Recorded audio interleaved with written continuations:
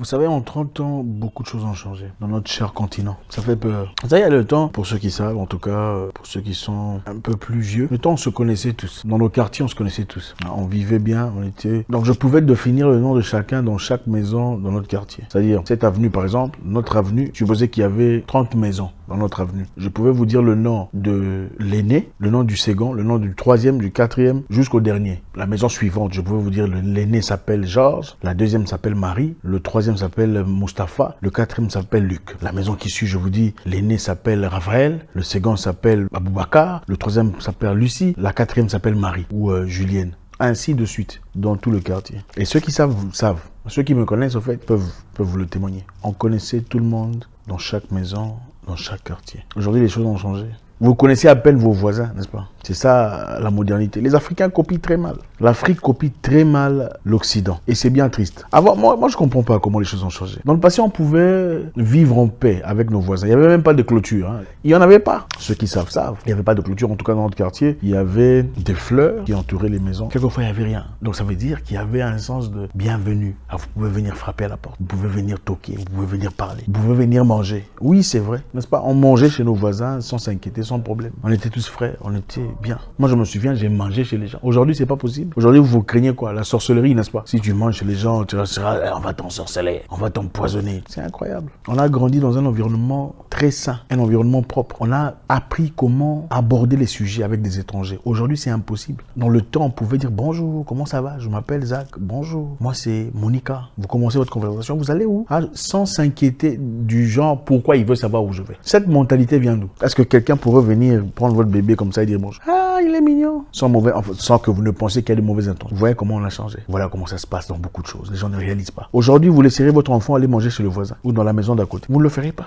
Les pauvres voisins seraient accusés de potentielle sorcellerie, n'est-ce pas? On ne connaît pas son état d'âme. Ça vient d'où ces bêtises? Vous connaissez l'état d'âme de votre boss, votre patron, celui qui vous emploie. Vous connaissez son état d'âme? Vous ne connaissez pas. Pourtant, vous prenez l'argent venant de sa poche. Et s'il était sorcier, manipulateur, magicien? Bon, vous allez prier pour ça, n'est-ce pas? D'accord. Mais quand l'enfant va manger chez le voisin pour développer une communication, un sens de familiarité, là, ce n'est pas acceptable. Donc, ce principe spirituel ou prétendu spirituel n'est valide que quand vous êtes bénéficiaire. Donc, quand vous bénéficiez d'un boss qui est papa, qui ici, c'est un homme, il aime les hommes, ou une femme qui aime les femmes, ça ne vous dérange pas, du moment que c'est vous qui gagnez. Là, vous allez prier pour ça. Mais si l'enfant doit aller chez le voisin pour parler, jouer, manger, ça vous inquiète. Voilà comment on a changé. Voilà comment cette façon de copier la vie venant de l'Europe a changé les Africains en général. Moi, je me souviens il y a très longtemps. Moi, j'ai beaucoup mangé chez nos voisins. Il n'y a pas une seule maison où je n'ai pas mangé, en tout cas si je me souviens, pendant que j'avais 9 ans, 10 ans. Je ne m'en souviens pas. Je connais toutes les maisons, hein, les papis Kwika, chez les Olela. J'ai mangé chaque jour, j'ai mangé beaucoup. Chez les Ndimwaku, j'ai mangé. Chez les Mujinga, j'ai mangé.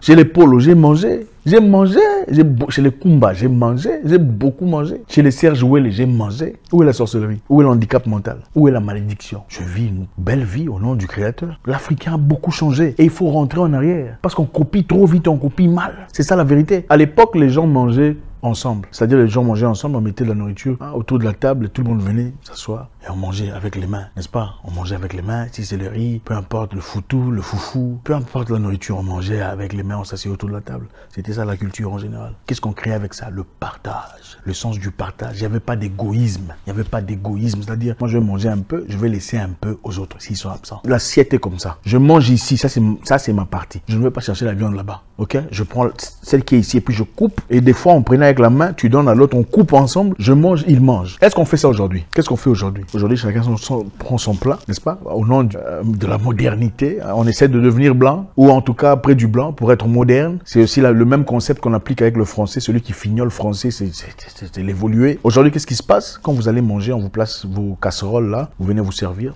S'il y a quelques viandes, il y a 4 morceaux de viande. Il y a un morceau qui est inévitablement beaucoup plus grand que les autres. Qu'est-ce qui se passe? La première personne arrivée à la table prend le plus gros morceau, n'est-ce pas? Il place le plus gros morceau dans son assiette. Il dit, bon, comme je suis premier, je prends le plus gros morceau. Combien de fois avez-vous vu une personne partir à table et prendre le morceau le plus petit? Ça n'arrive presque jamais. On a créé un sens d'égoïsme. On vous a appris à manger avec les fourchettes et les assiettes et tout ça là. Mais on vous a aussi appris à travers cela l'égoïsme. Et c'est la même mentalité que vous voyez dans les bureaux, dans les emplois, dans les connexions, dans tout ça. On cherche toujours à piétiner les autres, à écraser les autres. Contrairement à ce qui se passait dans le passé, avant on voulait aider son voisin à progresser, aider son voisin à évoluer. Quand le voisin est sans emploi, on va demander qu'est-ce qui se passe, comment on peut faire pour toi. Bon, ok, on va te chercher une connexion. Je te présenterai à quelqu'un qui pourra peut-être t'aider à avancer. Qu'est-ce qu'on voit aujourd'hui? Tout le contraire. C'est la comparaison, c'est la concurrence. Qui a la plus grosse voiture? Qui a la plus grande maison? Celui qui a les opportunités n'ouvre presque jamais les opportunités aux voisins. Première raison, pour pas qu'ils deviennent comme moi, je ne montrerai pas. N'est-ce pas? Est-ce que je mens? Non, il faut me dire si je mens. Les Africains copient mal. Les Africains copient mal, très mal, très mal. Dans le passé, il n'y avait pas « c'est mon cousin ». Ah, lui, c'est mon cousin. Ça n'existait pas. Il n'y avait pas de mon cousin. Cousin, c'est quoi? Le cousin, le concept cousin chez les Africains n'existe pas. Peut-être chez vous, je ne sais pas. Moi, ça n'existe pas. Le cousin a été importé. On vous a importé la mentalité du cousin. Ah, c'est ma cousine. Moi, je me souviens, celui que j'appellerais mon oncle, qui est en effet aussi mon père, me présentait aux gens, au milieu du public, disant « Ah, je vous présente Zach. Ça, c'est mon fils. Zach. Il vit ici. » Il n'a pas dit « c'est mon neveu. Ça, c'est mon fils. » Fils n'est pas égal à neveu. Cousin n'est pas égal à frère. Cousine n'est pas égale à sœur, ce n'est pas la même chose. Il faut laisser aux gens leur culture. Adaptez votre culture à votre culture. Il faut laisser à l'Europe la culture européenne. Il ne faut pas devenir abruti. Beaucoup de gens sont abrutis. Vos langues, vous ne connaissez même pas. Mais vous êtes là à prêcher les gens en français. Des évangiles complètement destructeurs. C'est incroyable. Le frère n'est pas le cousin. Le cousin n'est pas le frère. Regardez vos relations avec vos cousins. Pour la plupart, vous n'avez même pas de relation avec vos cousins. C'est ça la réalité. Vos cousines sont vos ennemis. C'est ma cousine, mais on ne se parle pas. Voilà. Mais si c'était ta sœur, tu serais parti la voir. C'est ça la mentalité ancienne que nous avons complètement oubliée. En essayant d'adapter nos vies à des bêtises d'aujourd'hui. Le narcissisme prévieux qu'on a sur Instagram. Tout le monde vit pour... C'est incroyable. Je pense qu'à un moment donné, il faut rentrer en arrière pour se demander, pour se poser des questions. Les cousines sont devenues des ennemis. Ah, c'est la sorcellerie de leur famille. Quelle famille? Vous avez la même famille? Quelle sorcellerie? Dans le temps, il n'y avait pas de sorcellerie, quoi. Hein, c'est après, maintenant, là, qu'il y a sorcellerie.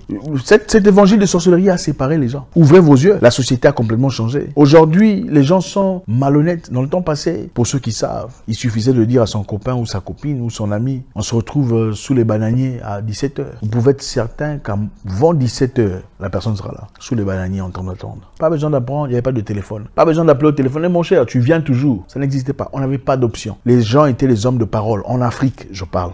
17h, c'est 17h. Oh, ça n'existait pas ces histoires-là. Parce que les gens étaient vrais. Et même les lettres qu'on écrivait à mon cher, je t'apprécie tout, c'était scellé sur un papier, indélébile pour la plupart. Donc les gens écrivaient vraiment ce qu'ils pensaient, contrairement à ce qu'on voit sur vos histoires ici. Il faut rentrer en arrière. Tout changement n'est pas une amélioration. Toute innovation n'est pas une amélioration. Il faut regarder en arrière. Aujourd'hui, tu ne peux pas toucher l'enfant de quelqu'un sans qu'on ne t'accuse de...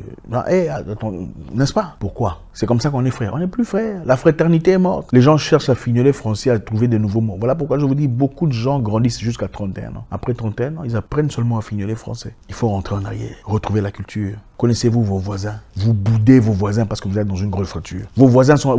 Moi, ça me choque. J'ai même vu ça personnellement. Vous entrez dans un estate, c'est quoi en français, je sais pas. Les enclos, il y a plusieurs maisons. Vous prenez une maison ou un appartement. Mais vous arrivez là, vous voyez les voisins. Vous ne dites même pas bonjour. Vous vous attendez à ce qu'on vous dise bonjour. Vous êtes qui? Quel manque de civisme, de morale. Au fait, les gens ne comprennent pas. La bonne moralité n'existe plus. Les gens pensent qu'il suffit d'aller à l'église pour être quelqu'un de bien. La spiritualité, le civisme, l'éducation civique et morale, c'est pas la même chose. Et beaucoup vont chercher l'éducation civique et morale à l'église. Ce n'est pas la même chose. Attention, le pasteur peut être mal éduqué. Un pasteur peut avoir un bon cœur, mais être mal éduqué. Attention. Vous allez quelque part, vous trouvez des gens. Il faut dire bonjour. C'est votre responsabilité. Moi, je m'appelle Mamita. Je suis nouveau. C'est comme ça que ça se passe. Ah non, il me boude. Il t'a pas boudé, c'est toi qui as un mauvais caractère, mauvais comportement, impoli, mal éduqué. Retrouvons la paix, sans laquelle personne ne verra Dieu. Pour ceux qui croient en cette histoire, cherchons les bonnes amitiés, une bonne façon de vivre avec les gens. C'est comme ça qu'on vit dans la vie. L'Africain, regarde en arrière d'où tu viens. Vos langages, vous ne connaissez pas. Vos langues, vous ne connaissez pas. Vous parlez très bien français. Vous pensez que c'est ça l'aune de l'intelligence. Il y a des gens qui sont très intelligents en Swahili, très intelligents en Mélinké, très intelligents en Zoulou, super intelligents. Pendant que toi, tu parles français avec un quotient intellectuel trop bas, de 18. Tu parles très bien français. Tu sais très bien répéter ce qu'écrit le français, mais avec un quotient intellectuel de 18. Pendant qu'il y a un monsieur quelque part qui parle sa langue maternelle, mais extrêmement intelligent. Quotient intellectuel haut. Quotient émotionnel haut. Et ce qui me déplaît encore de plus, c'est quand tu parles de ces histoires, de cette forme de spiritualité qui a déséquilibré la société africaine. Il y a des gens qui viennent vous dire avec leur spiritualité, ah non, tu ne comprendras pas. Tu es encore bébé d'esprit. Avec une condescendance fiévreuse. C'est incroyable. C'est ça. Le manque d'intelligence, c'est en effet, quand tu penses savoir au-delà de tout le monde. C'est ça le manque d'intelligence. d'intelligence. Quelqu'un disait, une personne sage et intelligente sait qu'il n'a pas tout compris. Mais un abruti pense qu'il a tout compris après avoir lu un livre spirituel. Tu lis un seul livre, tu penses que tu as compris le monde. C'est pas intelligent. Qui a écrit le livre là? C'est venu d'où? Ça a commencé quand? En quelle année? Tu connais l'histoire? Pourquoi tu pries le dimanche et pas le samedi? Qu'est-ce qui s'est passé? C'est quand le sabbat? Dimanche ou samedi? Vendredi? Qui connaît? Comment? Il faut s'instruire, il faut comprendre. À un moment donné, il faut savoir que le Créateur nous a donné un cerveau et c'est pas pour rien. Il nous a donné un cerveau pour s'en servir. Il faut pas fuir la réalité disant ça tu ne comprendras pas. C'est un mystère. Il n'y a pas de mystère. Il y a un cerveau pour réfléchir. Il y a des réponses pour chaque élément que vous cherchez. La seule réponse c'est que vous n'avez pas lu. C'est ça. Il faut dire je n'ai pas lu, je ne suis pas informé. Il ne faut pas dire que c'est un mystère. Les mystères ou les choses qu'on ne comprend pas existent. Vous ne comprenez seulement pas parce que vous n'êtes pas renseigné. Retrouvons l'Africain dans sa nature, le respect de sa culture, l'amour de sa coutume. C'est vrai, tout ce qu'il y a dans la coutume n'est pas bon. Mais tout ce qu'il y a dans la modernité n'est pas bon. J'étais complètement sa coutume au nom d'une connaissance nouvelle et complètement absurde. Manque total d'intelligence. On se disait bonjour dans le passé. On connaissait nos voisins. On était bien sympathiques. Dans le passé, beaucoup de gens ne divorçaient pas. Ils savaient comment se battre pour leur mariage. Aujourd'hui, les gens divorcent. Ce n'est pas parce qu'ils ont découvert un droit nouveau. Oh, on a le droit de divorcer, on a chacun le droit de travailler. Absolument pas. Ça, c'est vos excuses à 2 balles pour justifier cette bêtise qui règne aujourd'hui. L'orgueil, la prétention, qui était probablement presque inexistante dans le passé. La maman de l'autre, c'est ta maman. Maman, c'est mieux que tantine. Moi, je me souviens, un ami très proche, Patrick Mbakata. Une fois chez lui, sa mère m'a servi à manger. Maman, notre maman. Elle m'a servi à manger, j'ai dit, merci tantine. Elle m'a corrigé. Non, je ne suis pas ta tantine. Je suis ta mère, avec beaucoup d'amour. Ça m'a touché.